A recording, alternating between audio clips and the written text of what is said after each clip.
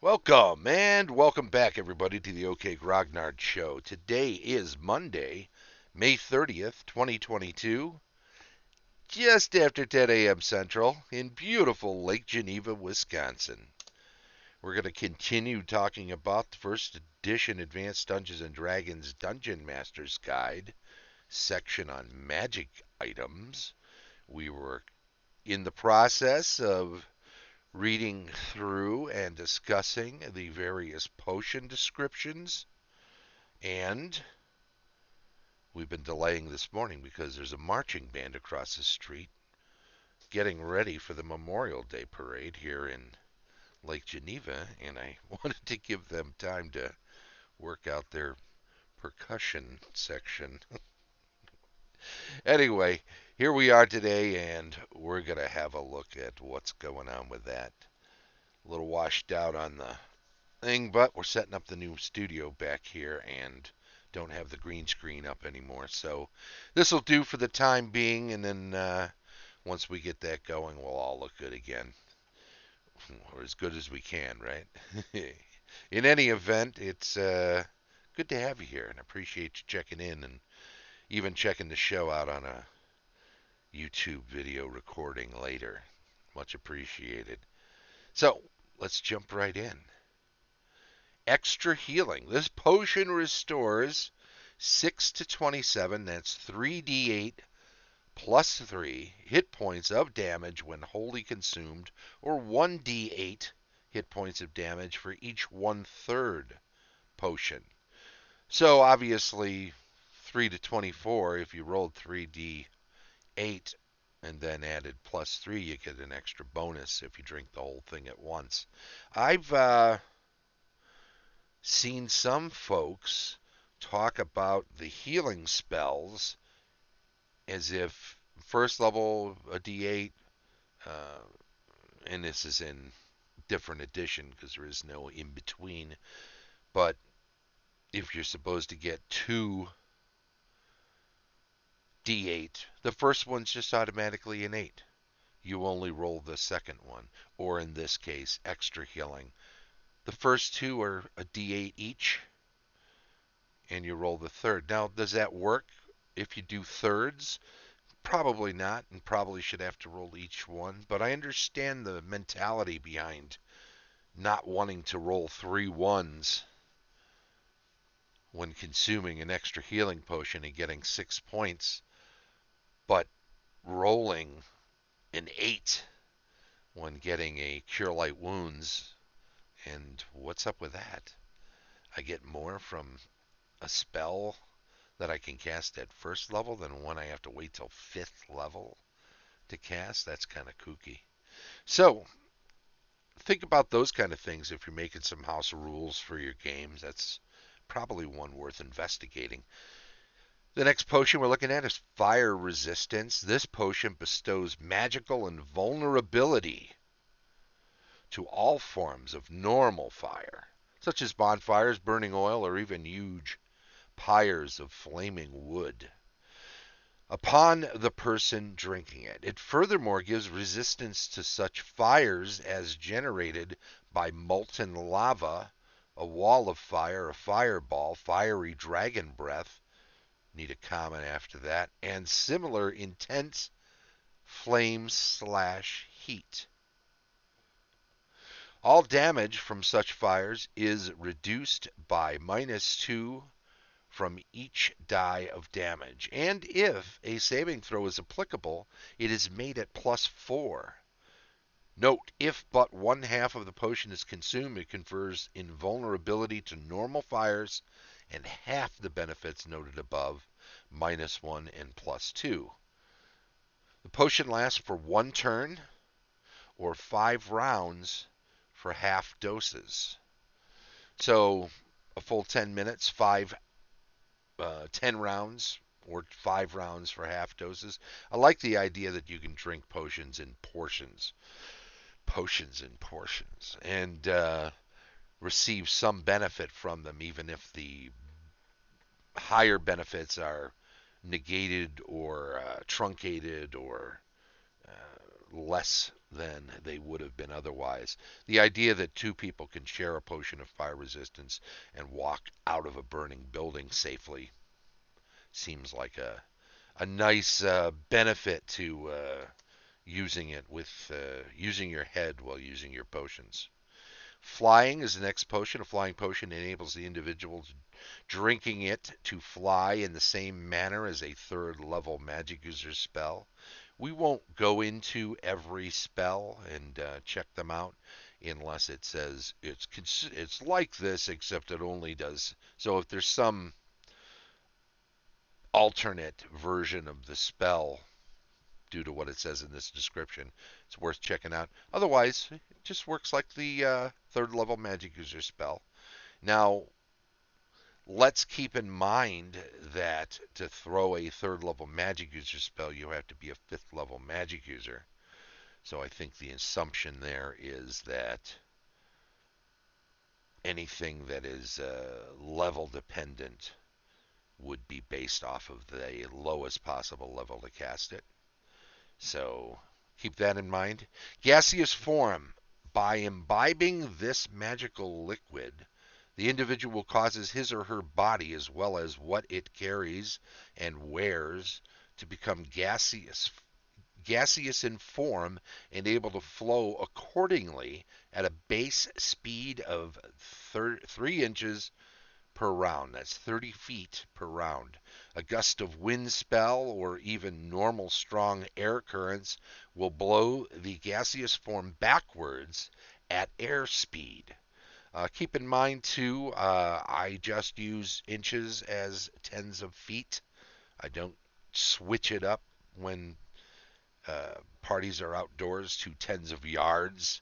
I find that to be cumbersome going back and forth, and in some cases, spells want feet indoors and outdoors for certain aspects of them, and then, like for ranges, say, convert it to yards for outdoors, and it works the same for creatures and for NPCs and for villains and for PCs, so it's better to have it consistent in my mind.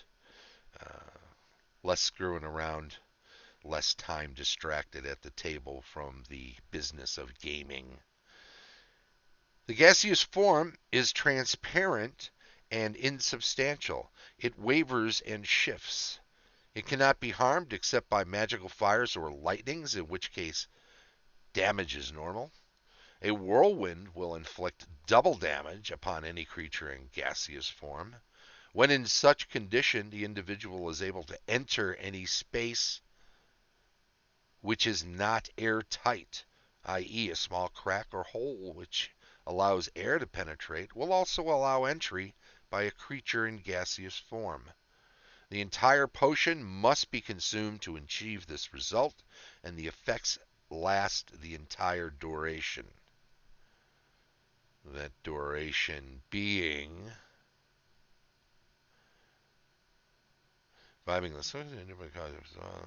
gaseous form will flow 30 feet per round. Gaseous form is transparent, in which case does it actually not say what the duration is on this? Maybe I've never noticed that before. Interesting. Well, I would have to make some determination at the time about that, and you will have to make that determination too, or find the errata where it says how much it is. I'm sure they've brought it up somewhere, probably in a Dragon magazine article. Interesting. Okay, never noticed that. Or maybe I played it a certain way. It didn't come up a whole lot, gaseous form. You might check under vampires in the monster manual for how long they can remain in gaseous form. Maybe it's a similar length of time. Giant control. A full potion of this draught must be drunk in order to make its effects felt. It will influence one or two giants as if a charm monster spell were affecting them. If only one giant is so influenced, it is entitled to a saving throw versus magic at -4 on the die roll. If two are influenced, the die rolls are at +2, so a 6-point swing there. The type of giant subject to a particular potion is randomly determined as follows. And this should be known in advance. If someone can identify a potion as a stone giant control potion, they shouldn't have to. Oh, I'm in front of a fire giant. Well, it's giant control. I got a 1 in 6 chance or a 3 in 20 chance of it being the right one and drinking it and wasting it, right? 1 to 5 is hill giants, so that's, 25% on a d20. 6 to 9, stone giant, a little less. 10 to 13, frost giant. 14 to 17, fire. 18 or 19, a cloud giant. And only on a 20 is that potion a storm giant control potion. Control lasts for only 5 to 30. That's 5d6 rounds. So up to 3 turns, but as little as half a turn, or 5 minutes. 5 to 30 minutes. So get your business done, especially if it's going to be an angry giant. I've always played control and charm and those sort of things as as if the victim is very much aware and often, of course, is violated. So will feel very violated and very much disagreeable, more than just disagreeable. It depends on what you have them do, but even just having them sweep the floor uh, without having any agency of their own is a violation that I think most individuals would find very problematic. This is also one of those things that you got to be careful in your games about if this is going to trigger somebody. So watch out for that. Um, if you have people in the group who you know will be triggered by these forms of potions and or spells, then just don't use them. There's so much else in the game that people will enjoy. Um, Now it may be that you don't know your group very well. You're running a game at a convention. Um, if you're going to have stuff like this in it, then by all means make sure that you mention up front at the beginning of the game session that there are going to be some possible triggers in the material within the event, so that people are forewarned. Some people will bear up to it and still play. Some people will say, "Hey, I know how I get. The same for me. I'm gonna take a break from this." Um, if you're submitting an event to a convention, it might not be a bad idea to add in some trigger warnings in the event descriptions. Um, everybody doing it. It's just fair play, right? You're looking to run a game. You're looking to have fun. You're looking to entertain. You're looking to do all of these things while individuals that you're playing with are also having fun. And if that's not going to be the case because of something you've included in the game, you're kind of falling down on the job. Now, it may well be that that was not a consideration 45 years ago when all of this was written. Fair enough. We're not holding it against people who didn't know any better when they did what they did. It's not like they were intentionally looking to harm anybody, but knowing what we know now, I think it's fair to say that we should be more sensitive and careful in how we approach running games and what we include in them. It takes just a minute to make sure that everybody's on the same page. So why not do it, right? Giant strength is another thing, another potion. When a giant strength potion is consumed, the individual gains great strength and bonuses to damage when he or she scores a hit with any handheld or thrown weapon. It is also possible for the person to hurl rocks, as shown on the table below. Note that the type of giant strength gained by drinking a potion is randomly determined on the same table. Once again, randomly determine this when the potion comes into existence. Um, to So that if somebody goes to identify it, they know in advance which type of giant strength they're getting. It's not a secret until they drink the potion, unless they have no idea what the potion is whatsoever, or maybe they've identified and failed mostly, except they only know it is a giant strength potion and not what type. That's possible too. But ultimately, it is known what the potion is by the DM at least. We've got a d20 roll again with the different types of giants, although the numbers aren't quite the same here. Remember, for giant control it was 1 to 5 for hill giants. Only one, it's actually 1 to 6 on this table for giant strength. Notice the different weight allowances from hill, stone, frost, fire, cloud, and storm. You've got plus 4,500. That's GP equivalent. That's gold piece. I usually do as fast math as 10 gold pieces equals 1 pound. It's just much simpler not to get in the weeds and an argument of, well, what if it's a different size gold piece? Yeah, okay. You want to have that conversation? Go do that somewhere. We're playing a game here. We like to have it nice and consistent and fast as much as we can with older rules, which can often be inconsistent. The damage bonus you're getting from these various potions ranges from 7 to 12 for different types of giants. The range for hurling rocks, which is a whole section here, the base damage and the range.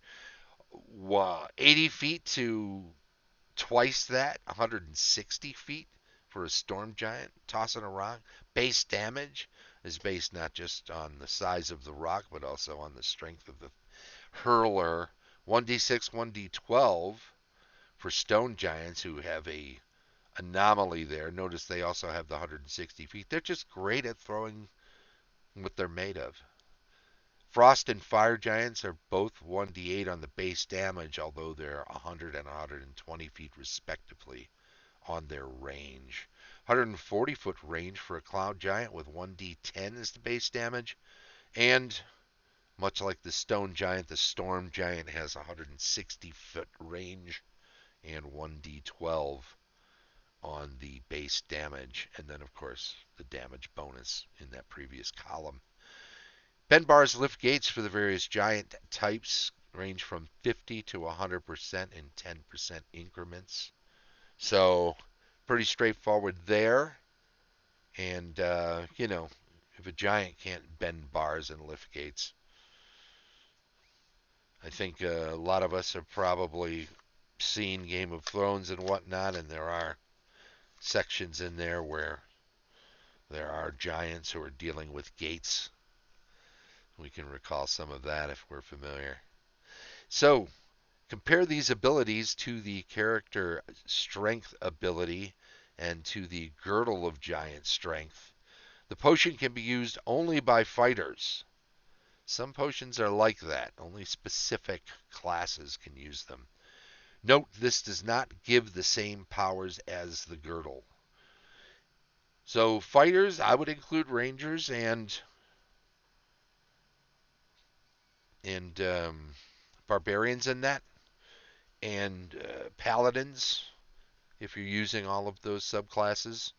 If you're using cavaliers and stuff, any fighter type, I would throw this in there. I wouldn't just say the base fighter is the only one. I feel like that's restricting the use of the potion beyond what seems fair. So spread it around. Spread the love. Let some others do it. What about this growth potion? What's going on with that? Well, this potion causes the person consuming it to enlarge in both height and weight. His or her garments and other worn and carried gear likewise growing in size. Strength is increased sufficiently to allow bearing normal armor and weight and weapons, but does not add to combat. Movement increases to that of a giant of approximately equal size. Each quarter of the potion consumed causes 6 feet height growth. A full potion increases height by 24 feet. So a 6-foot person becomes a 30-foot person with a full potion consumed. It's interesting that the strength wouldn't increase. I understand you don't want to make the potion better than any other potion, and why not force someone to imbibe 2 potions and purchase 2 potions?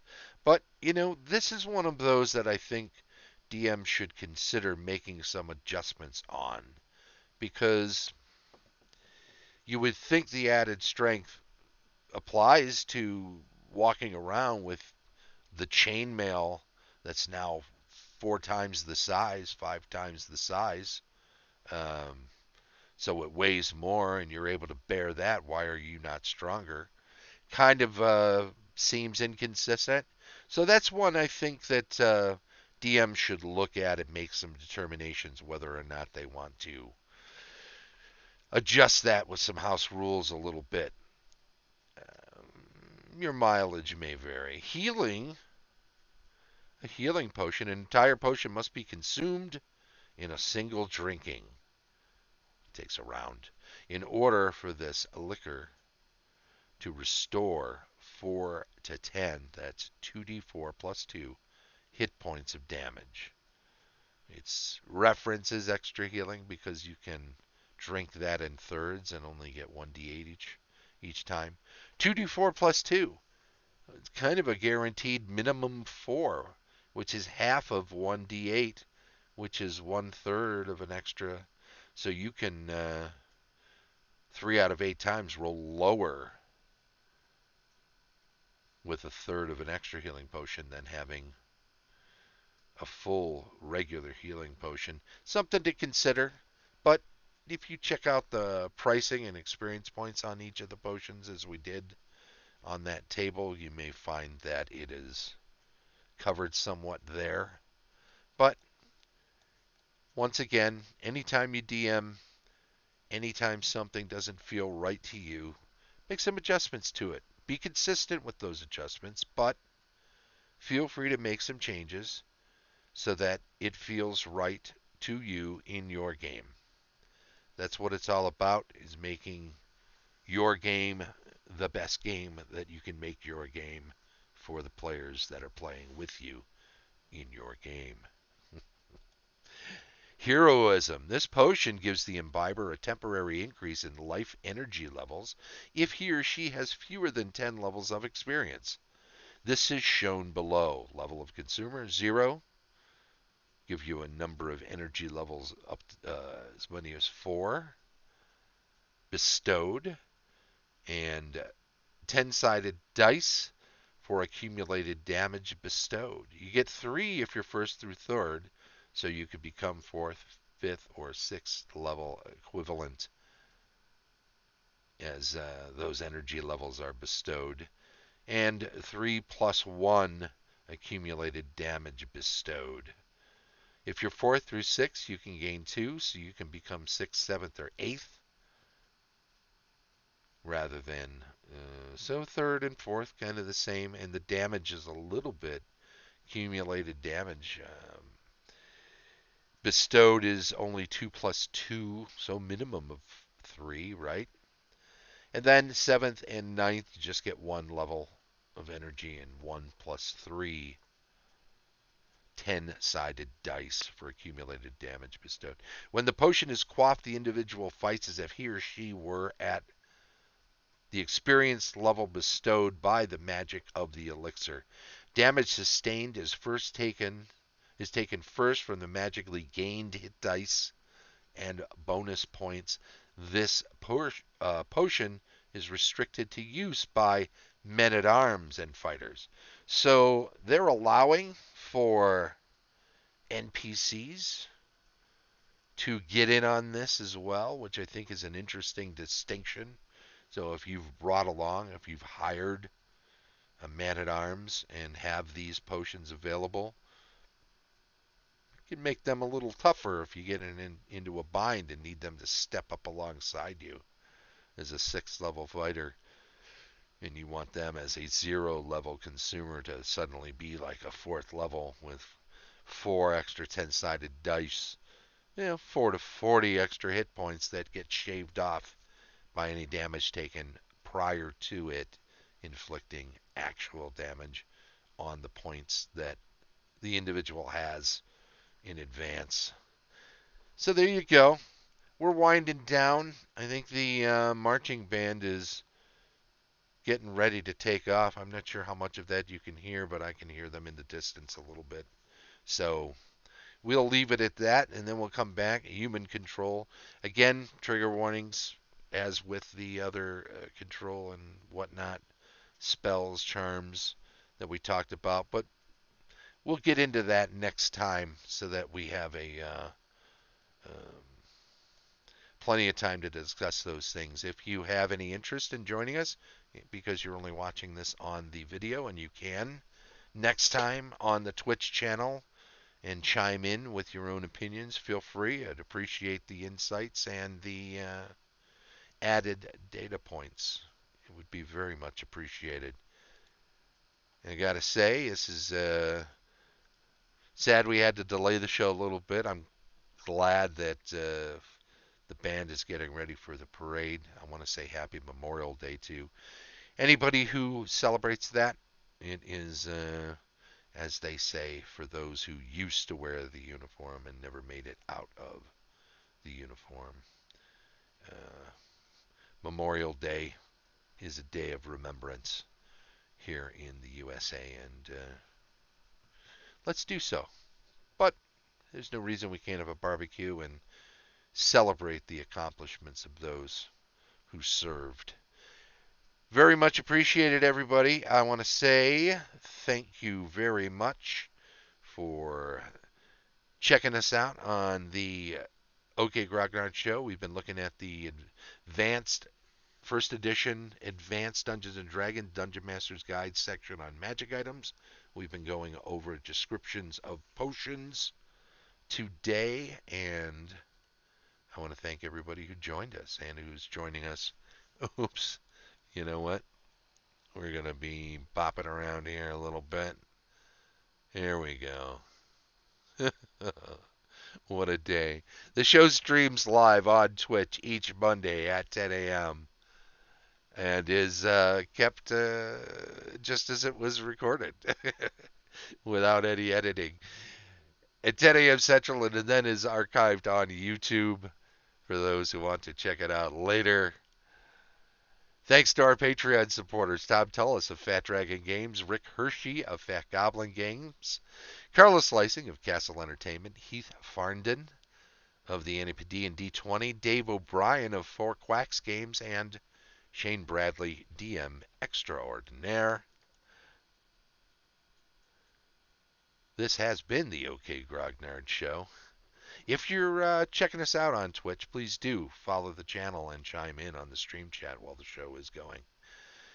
Try to keep up with the chat. And also, if you're watching this on YouTube, please do subscribe to the channel and click the little bell so you get updates when there are new videos uploaded, which we hope you will thumbs up if you watch and enjoy them. And feel free to make comments on the individual videos. This has been the OK Grognard Show from beautiful Lake Geneva, Wisconsin.